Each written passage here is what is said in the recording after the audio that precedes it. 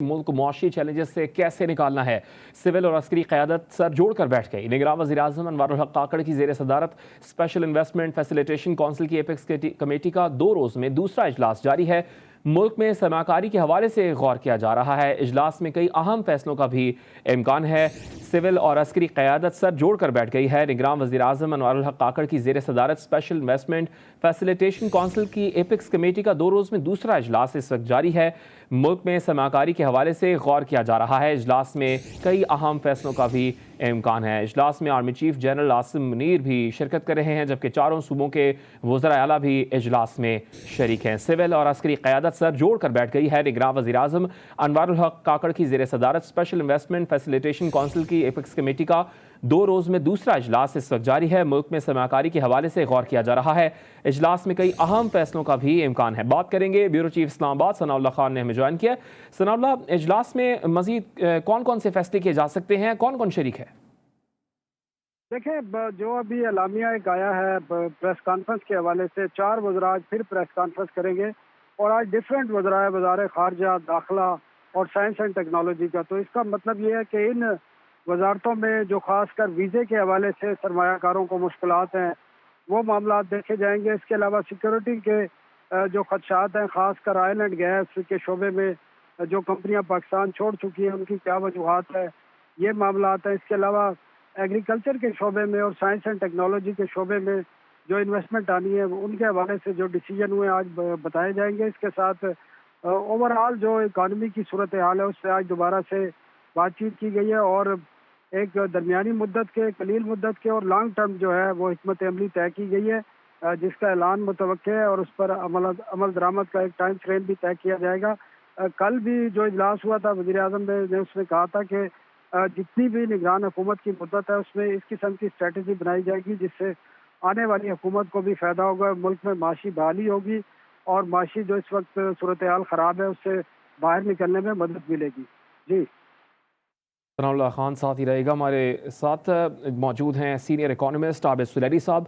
आबिद सुलैरी साहब, बहुत शुक्रिया आपके वक्त का। कहिएगा, अब अहम फैसले हो रहे हैं मुल्क की मईशत के हवाले से, खास तौर पर अब जब डॉलर की स्मगलिंग पर भी अब कार्रवाई की जा रही है आर्मी चीफ के कहने पर, और डॉलर का जो गैप था ओपन मार्केट में और इंटरबैंक मार्केट में, वो भी अब कम हो रहा है और 25 अरब डॉलर्स की सरमाकारी स्टार्ट में बताया जा रहा है सऊदी अरब की जानिब से की जा सकती है, जिसमें फॉरेन रिजर्व में भी इजाफा होगा। कैसे देखते हैं मुल्क की मुआशी सूरत हाल को आने वाले दिनों में? देखिए, इस वक्त जो पॉजिटिव चीज है SIFC के इजलास के बाद है, वो हुकूमत का एक रिजॉल्व नजर आ रहा है कि मईशत जो है उस पर हुकूमत की गहरी नजर है और हुकूमत मुआशी हकायक जो है उससे आंखें नहीं चुरा रही, बल्कि एक अवाम में कॉन्फिडेंस पैदा करने की कोशिश की जा रही है। और ये पैनिक बाइंग जो थी डॉलर की या जो स्मगलिंग थी चीनी की, इसको रोकने का जो एक एक्शन लिया गया, वो भी इस कॉन्फिडेंस में इजाफे का मूजब बनेगा। तो definitely it's step towards positive direction.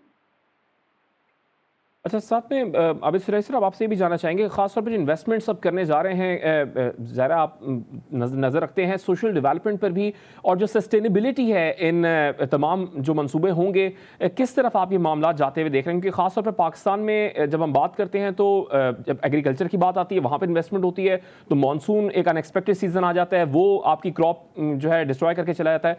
तो सस्टेनेबिलिटी कहाँ तक आप देख रहे हैं, जो आगे आने वाले मंसूबे आने वाले हैं, जो इन्वेस्टमेंट्स आने वाली हैं?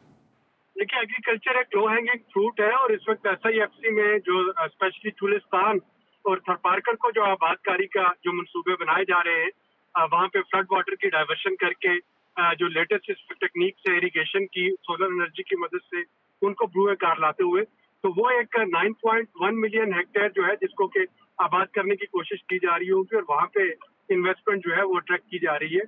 तो ये एक ऐसा प्रोजेक्ट है जो कि डेफिनेटली ना सिर्फ हमारी बंजर जमीनों को आबाद करेगा, बल्कि वहाँ पे इन्वेस्टर्स जो है वो आके इन्वेस्ट कर सकेंगे।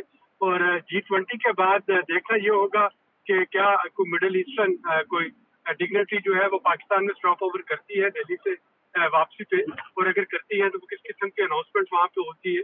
तो अगले 2-4 दिन जो है ये काफी अहम है पाकिस्तान की इन्वेस्टमेंट के लैंडस्केप के हवाले से। ساتھ ہی رہے گا عابد سرائی صاحب. ہمیں جوائن کیا ناصر شاہ بخاری صاحب نے. بہت شکریہ آپ کا ناصر شاہ صاحب. فرمائیے گا, اہم فیصلے ہونے جا رہے ہیں ملک کی معیشت کو لے کے, خاص طور پر G20 کا اجلاس بھی چل رہا ہے, اس کے بعد دیکھنا ہوگا کون سے ملک جو ہیں وہ سرمایہ کاری کا فیصلہ کرتے ہیں سب کانٹیننٹ میں آف کورس, لیکن جو اب فیصلے ہو رہے ہیں پاکستان کی معیشت کو لے کے, خاص طور پر تمام جو صوبوں کے وزراء اعلیٰ ہیں وہ ایک پیج پر ہیں, آرمی چیف لیڈ کر رہے ہیں اس معاملے کو.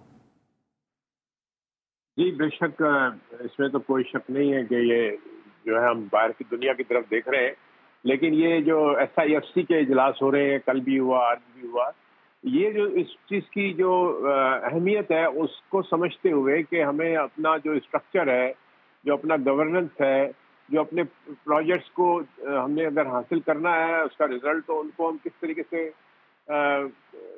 روئے کار لائیں ایسے معاملات کو کہ جن سے کہ گورننس جو ہے وہ بہتر ہو سکے. کیونکہ صرف پروجیکٹ بنا دینا, اعلان کر دینا, اس سے کام نہیں ہوگا. اور اس سے سیریسنیس نظر آتی ہے کہ تمام میٹرز کو تھریڈ بیئر جو ہے وہ ڈسکس کیا جا رہا ہے, ان کے اوپر بات کی جا رہی ہے, اور اس کی بیسس کے اوپر جو ہے لوگوں کا ایک جو معیار ہوگا ان پروجیکٹس کا اس کو پرکھا جائے گا, اور پھر اس کے بعد یہ ایک چیز جو ہے امپلیمنٹ کرنے میں آسانی ہو. خاص طور پہ اس میں بیوروکریسی کا بھی بہت امپورٹنٹ رول ہے.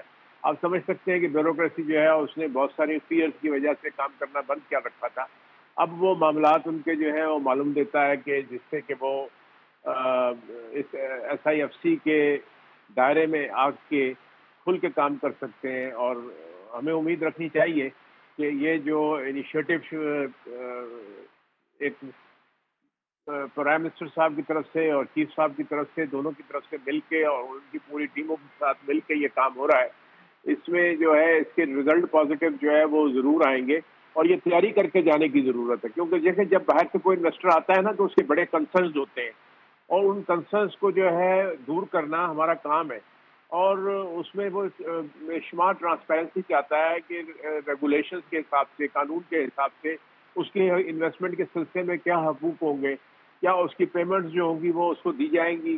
ورنہ آپ اگر دیکھیں سابقہ دور میں کئی دہائیوں سے پاکستان کا ایک وتیرہ رہا ہے کہ فورن انویسٹر کو تو لے آتے ہیں, لیکن آ جانے کے بعد اس انویسٹر کے پھر ایسے مسائل کریٹ ہوتے ہیں جس سے لوگ جو ہے وہ سر پکڑ کے بیٹھ جاتے ہیں کہ ہمیں اس ملک میں کمایا کیا.